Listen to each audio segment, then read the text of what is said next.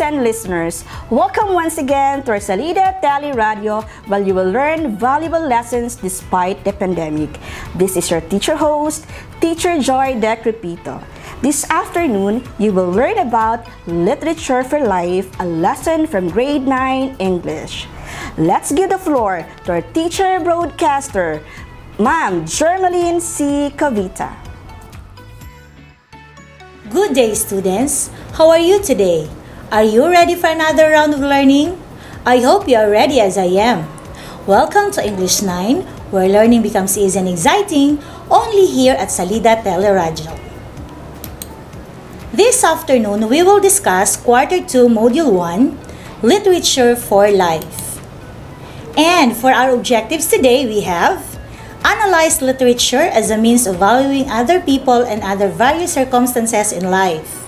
Letter B, relate text with particular social issues, concerns, or dispositions in real life. And this is also our most essential learning competency. Let me ask you, what would be your immediate reaction if you see people doing or acting weird? Maybe you would tell me, you will get annoyed, you will feel sad, or you will feel happy without knowing first their circumstances in life. I have here different images which went viral on social media. Now, using your pen and paper, I want you to look at the following images. React by giving each image a heart icon if you like the image, laugh out loud if you find it funny, or sad icon if you feel sad on what you see. Are you ready? Image 1. A father with his child attending kinder graduation, wearing ordinary clothes and wear nothing on their feet. React now. Again, a father with his child attending kinder graduation, wear nothing on their feet and wear ordinary attire. Image 2. Who will forget Berta, a hobo who is good at speaking English language? Give now your reaction. Again, Berta, a hobo which is good at speaking the English language. Image 3.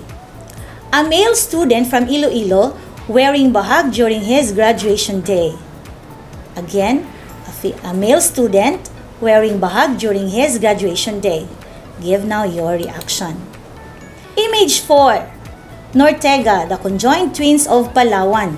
As in, nagdikit ang ilang mga ulo. Give now your reaction. Image 5. Just recently happened here in Tagum City. An elderly woman climbed the 140 feet signal tower at Garciaville. Give now your reaction. We will go back to your answers as our lesson progresses. Let us recall few stories and let us see how these stories would change our perspective upon knowing their circumstances in life. We have here the story The Necklace, where a woman borrowed a diamond necklace to flaunt in a party, and gotcha! She impressed the crowd, but she lost the necklace. And because of that, she had to work so hard just to replace it and return it to the owner. After quite some time, they met again. And she was told that the necklace was just a fake one. Now, what can you say about the woman's attitude? Maybe you will tell me, merese niya ma'am kay nganong itera siya. Tanawa, nakailis na noon siya. Have you ever considered that that woman only wanted to become beautiful even just for once in her life? Dili kaya? Another story. In your grade 8 Filipino subject, Sanda ang Damit, where a girl from a poor family was telling her classmates that she had a lot of beautiful dresses in their house. But her classmates found out that those dresses she was telling about was just in a drawing.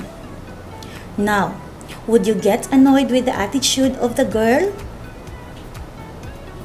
Have you considered also that the girl wanted only to have those dresses even in her dreams?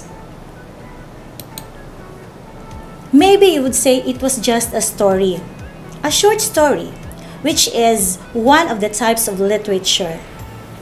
But this literature mirrors our everyday life that we get to experience. These stories may be our own story for we get the same experience as the characters. Diba pag mo tanaw tag palabas sa TV, mo apil tag hilak? Why? Because we can relate to it. As long as there is life, there is always a story to tell. And the girl in the story, she just dreamed to have these beautiful dresses. And speaking of dream, we have here a famous speech entitled, I Have a Dream, which I'm sure you have read this in your module. This speech was delivered by Martin Luther King Jr. Let us get to know him first. Martin Luther was born on January 15, 1929 in Atlanta, Georgia. He is a civil rights advocate, organizes nonviolent protests, gives inspiring speech to fight for equal rights for our people. We have here the gist of his speech. King states that Black Americans are still not free. They face heavy discrimination. They cannot fully participate in the society. King reiterates that Black Americans will not be satisfied until justice and righteousness flow through the land.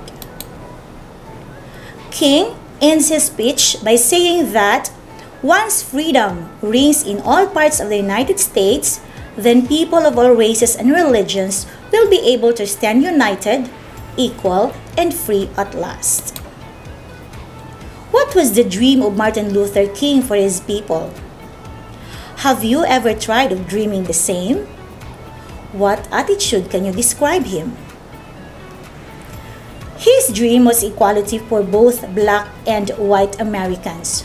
We all know that in their country, discrimination or racism is very rampant. And in your life as a student, the best word for that is bullying. Yes.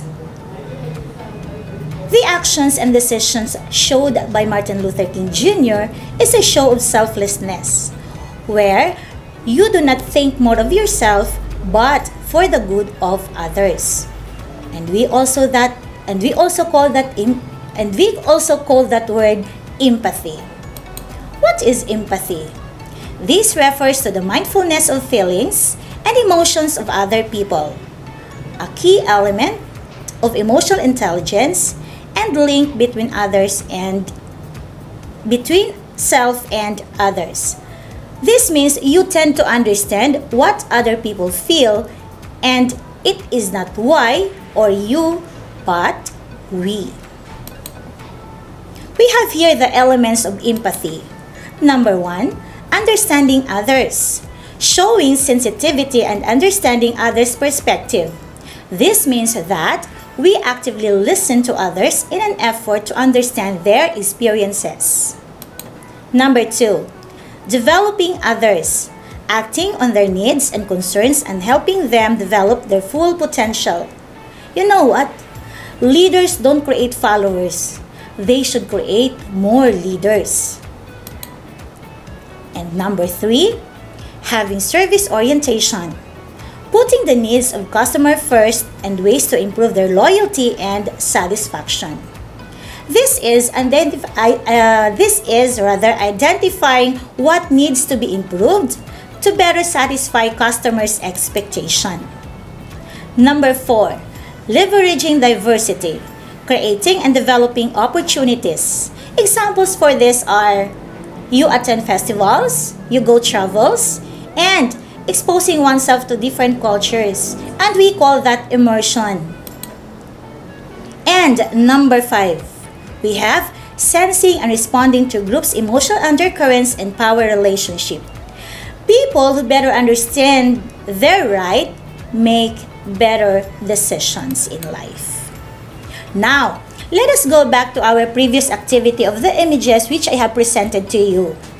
And this time, I will give the story behind those images. Now, get your pen and paper with your answers.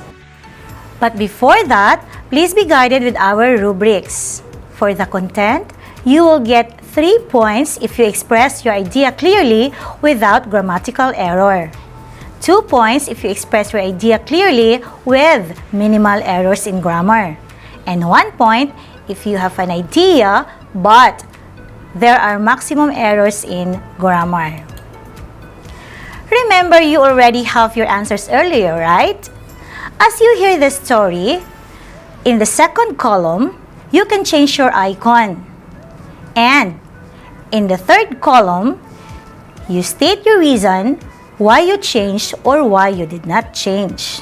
Please remember our rubrics. Are you ready? Klaro bang instruction? Image 1.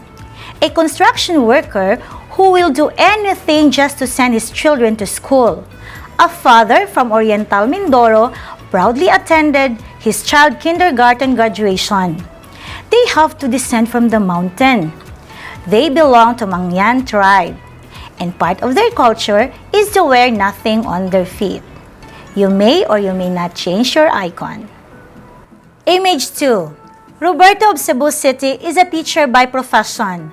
Fell in love, got broken-hearted when left by his boyfriend, lost a big amount of money, got into drugs, and got insane. A hobo for 17 years. But as we speak, he is now in a mental facility and is now fast recovering. Image 3. Anthony Suday wears bahag during his graduation day.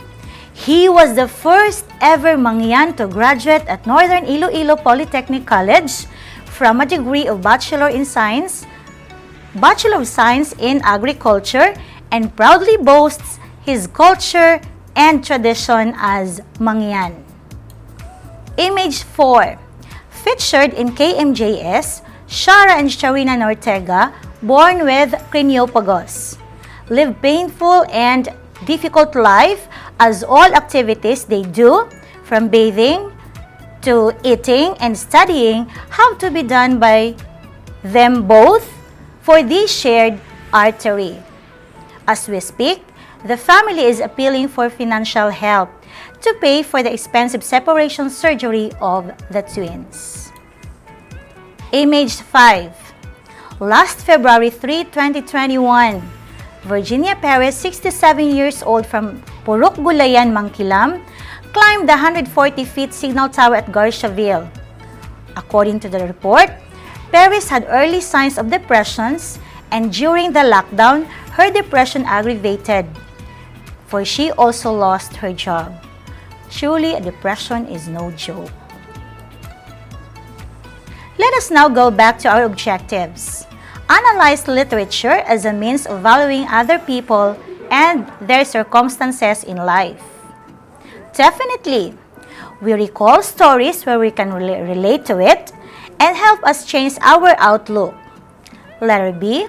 Relate text with particular social issues, concerns, or dispositions in real life. Of course, we use text and relate it to real-life experiences. Before we end, let us have your assignment. In your Facebook account, post your realization of how we must see others beyond their physical look. Invite your friends to comment in your post. And please let us tag your English teacher on your post so we can check it. And this will serve as your performance for this week. Before I end, let me tell you, we commit mistakes. We learn from our mistakes.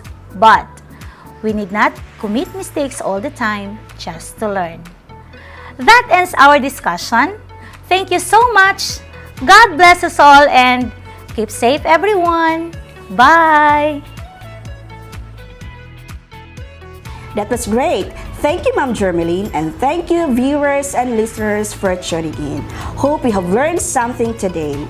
Goodbye!